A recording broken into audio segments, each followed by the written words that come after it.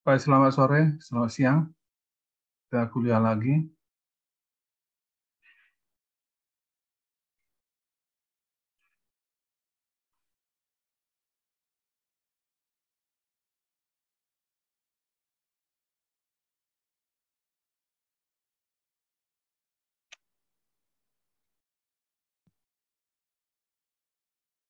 Kelihatan nggak paparan saya? Ya.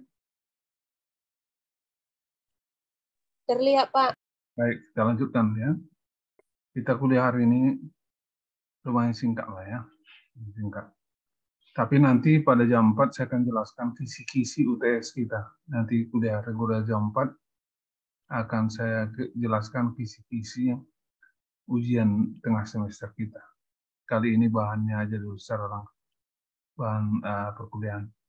Coba lihat bukumu halaman 91 bab 4. Halaman 91 bab 4.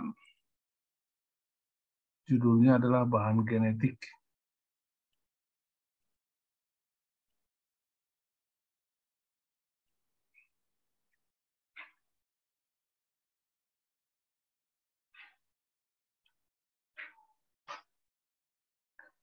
Di waktu kita bicara tentang meiosis, mitosis, saya sudah pernah tunjukkan sel secara utuh, sel tanaman tingkat tinggi, di mana saya tunjukkan bahwa di dalam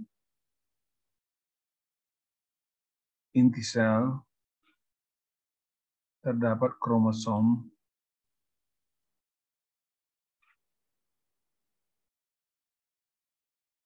yang berupa bahan-bahan padat.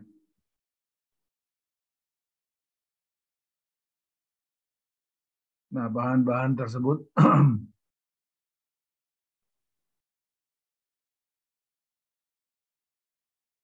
adalah asam deoksiribosa nukleat.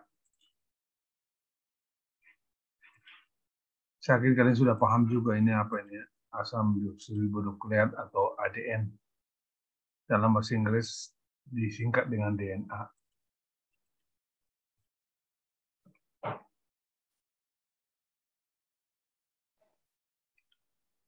ADN itu strukturnya terdiri dari 3 gugusan, yaitu deoksiribosa, fosfat, dan basa organik.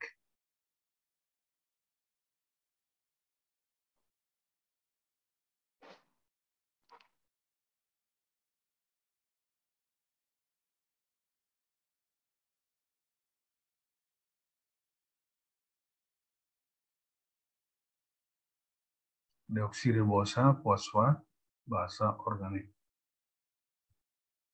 Nah, kita langsung dulu ke basa-basa organik.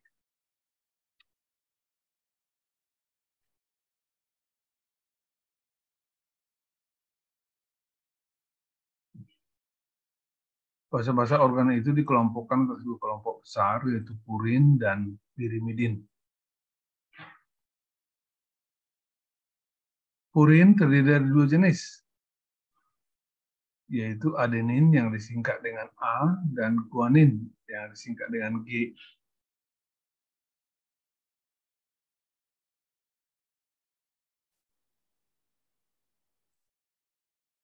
Kemudian pirimidin juga terdiri dari 2 jenis, yaitu timin dan sitosin. Timin dan sitosin.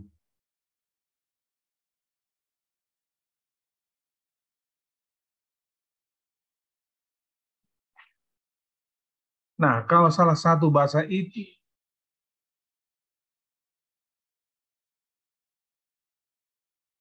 menyatu dengan satu gula deoksiribosa,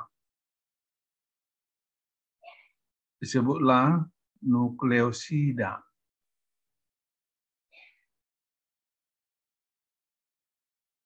Jadi nukleosida adalah gula deoksiribosa dengan salah satu basa tadi. Boleh misalnya dengan adenin, boleh dengan timin, boleh dengan guanin, boleh dengan sitosin. Jadi ada 4 macam 4 jenis nukleosida.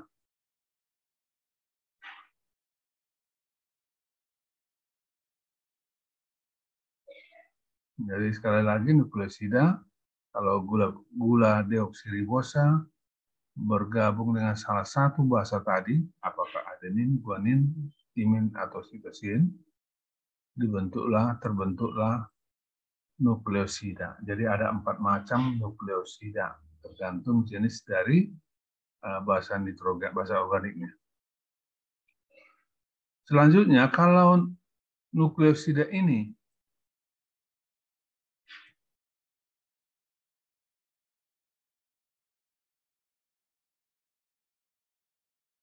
bergabung dengan asam fosfat, maka disebut nukleotida.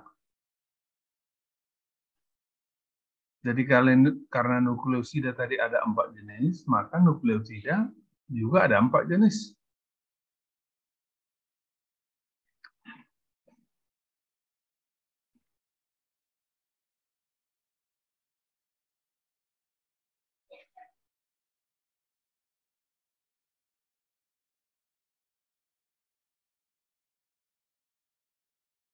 Jadi bisa terbentuk suatu rangkaian nukleotida. Jadi nukleotida bergabung dengan nukleotida, terdiri dari beberapa nukleotida, atau kita sebut karena banyak menjadi polinukleotida. Polinukleotida.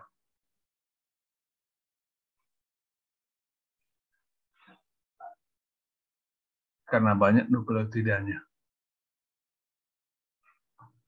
Jadi banyak nukleotida bergabung membentuk satu rangkaian nukleotida. Dan ini disebut polinukleotida.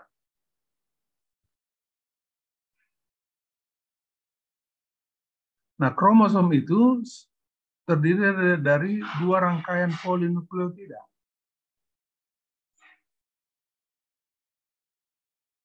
Sementara waktu, kalian boleh bayangkan seperti tangga, ya, seperti tangga.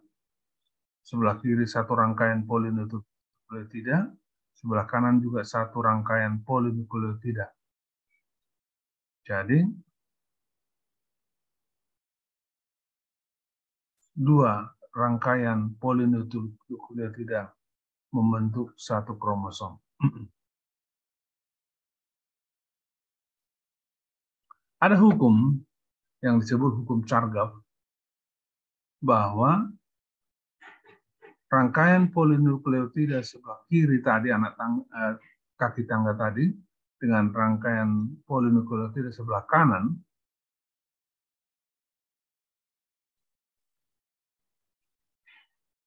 ada hukum yang mengikat. Jadi kalau kalian bayangkan kaki tangga itu ada kakinya, kita injak itu. Kalau sebelah kiri adenin, A, maka sebelah kanan harus timin. Jadi adenin selalu berpasangan dengan timin. Atau sebelah kiri misalnya basa organiknya timin, sebelah kanannya adenin. Atau sebelah kiri basa organiknya guanin, sebelah kanan sitosin. Atau sebelah kiri sitosin, sebelah kanan guanin. Jadi ini pasangan yang tetap. Pasangan yang tetap. Adenin selalu berpasangan dengan timin. Guanin selalu berpasangan dengan sitosin. Nggak pernah selingkuh. Nggak pernah adenin berpasangan dengan guanin. Atau timin dengan sitosin. Nggak pernah itu. Yang selalu berpasangan adalah adenin dengan timin dan guanin dengan sitosin. Itu yang pertama, hukum Chargaff itu. Yang kedua adalah pasangan adenin timin lebih banyak dari guanin sitosin. Di seluruh makhluk hidup yang sudah diteliti, pasangan adenin timin selalu lebih banyak dari pasangan guanin sitosin.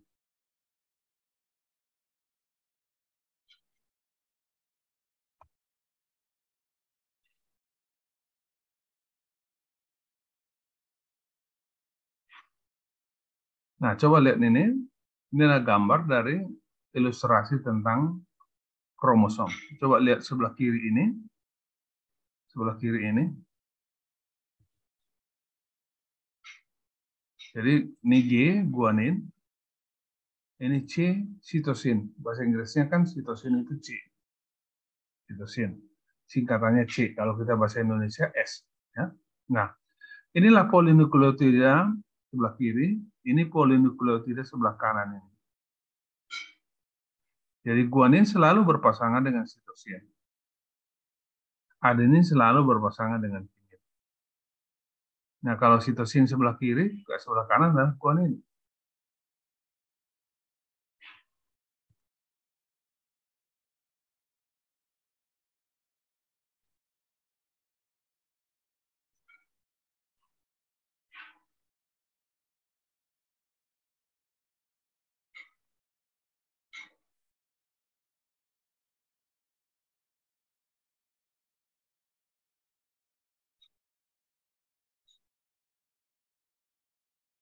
Nah, akibat dari adenin lebih banyak, timin lebih banyak dari guanin, sitosin, dan akibat dari ujung kromosom 5 sebelah kiri, sebelah kanan ujung kromosom C3, maka bentuk kromosom itu menjadi seperti rangkaian ganda, double helix, seperti tangga terpilin dia, sebut double helix. Ini seperti ini, yang pertama tadi inilah seperti tangga terpilin. Tangga terpilin.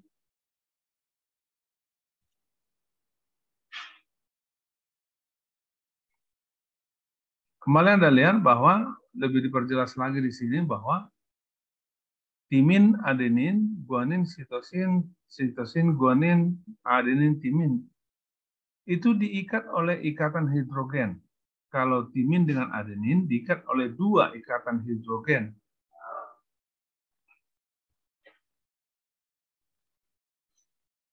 Sedangkan guanin, sitosin diikat oleh 3 ikatan hidrogen. Ya. Jadi lebih kuat ikatan guanin dan sitosin daripada adenin dengan timin. Ini ada di gambar ini ada 3 ikatan hidrogen. Untuk adenin timin ada 2 ikatan hidrogen. Nah, secara keseluruhan inilah ilustrasi dengan potret mikroskop elektron, tapi ini adalah gubahan, ya, dengan potret mikroskop elektron. Inilah kira-kira bentuk kromosom itu.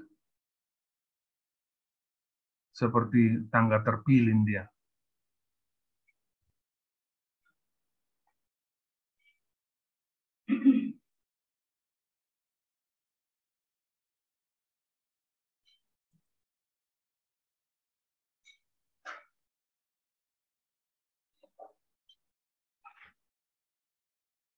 Nah, bagaimana kromosom itu menggandakan diri?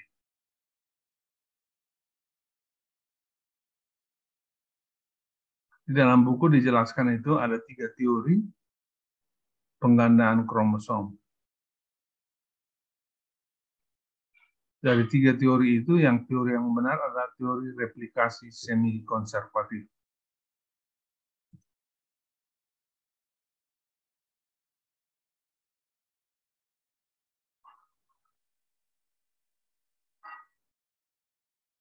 Jadi kalau kalian bayangkan tangga, ya, tangga ada injakannya itu, kaki tangga, itu ada di dalam sel, maka injakan yang pertama itu lepas dulu, saling melepas dulu ikatan hidrogennya. Misalnya itu adenin timin, adenin melepaskan diri dari timin.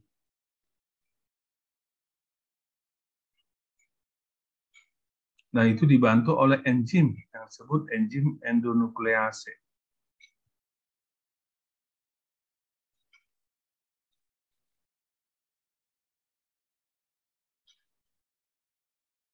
Lalu Ikatan yang kedua misalnya guanin sitosin juga dilepaskan oleh enzim adenuklease memisahkan diri. Nah, sekarang yang pertama tadi adenin dan timin sudah bebas di dalam sel. Lalu dengan bantuan enzim polimerase, basa organik yang ada di dalam sel itu menyatu ke adenin dan menyatu ke timin. Apa yang menyatu? Ke adenin itu menyatu timin yang ada di dalam sel, ke timin menyatu adenin.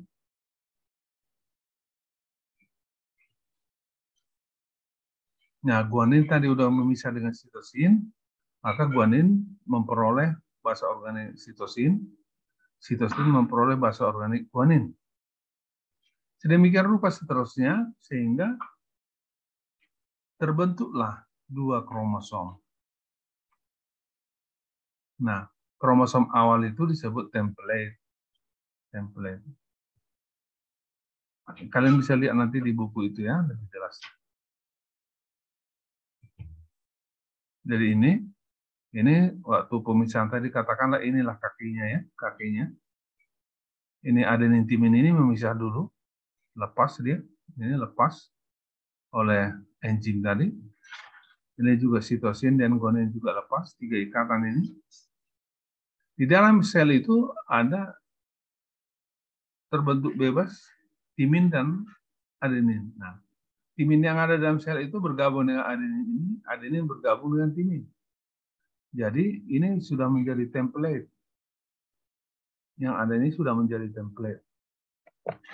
Demikian rupa seterusnya sehingga satu kromosom akan membentuk dua kromosom yang utuh yang sama seperti kromosom induknya. Inilah teori replikasi kromosom yang disebut teori replikasi semi konservatif.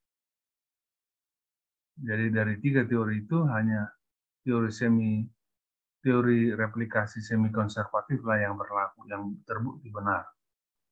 Dan itu sekali lagi pemisahan itu dibantu oleh enzim endonuclease dan penyatuan basa nitrogen dibantu oleh enzim polimerase. Di dalam buku kalian saya harapkan membacanya lebih jelas karena di situ dijelaskan lebih jelas.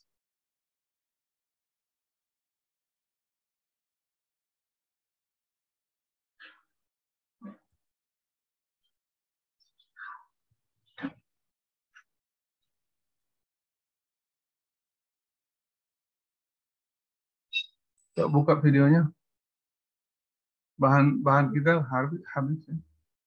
Saya singkat dulu karena ada gangguan teknis, halangan teknis.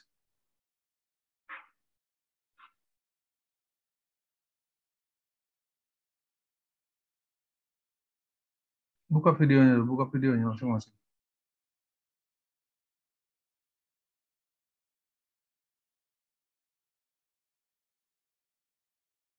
Buka dulu videonya masing-masing.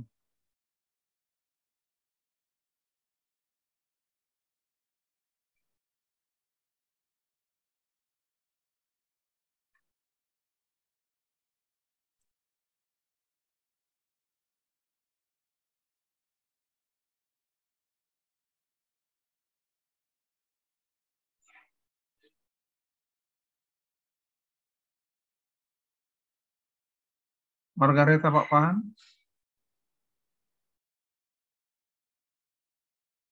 Margareta Pak Pahan.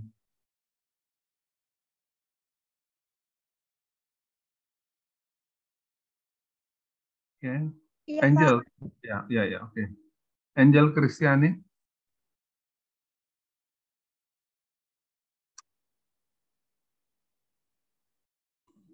Saya, Pak. Oke, ada pertanyaan dari kalian? Tidak ada, Pak. Tidak ada, Pak. Nanti jam 4 kita masuk, saya akan jelaskan visi-visi UTS kita ya. Mudah-mudahan itu bisa membantu kalian menyelesaikan soal. Karena ujian yang akan datang itu di kampus, tutup buku, tutup catatan, HP juga tutup, laptop tutup, semua harus keluar kepala. Nanti saya jelaskan kira-kira apa yang harus kalian persiapkan dengan lebih serius. Prinsipnya ada semua materi, tetapi ada beberapa penekanan cara menjawab soal yang saya berikan. Oke, kalau tidak ada pertanyaan, kita akhiri tulis kata hari ini. Terima kasih ya. Terima kasih, Baik, Pak. Pak. Baik, Pak. Ya. Baik, Pak. Oke, selamat sore.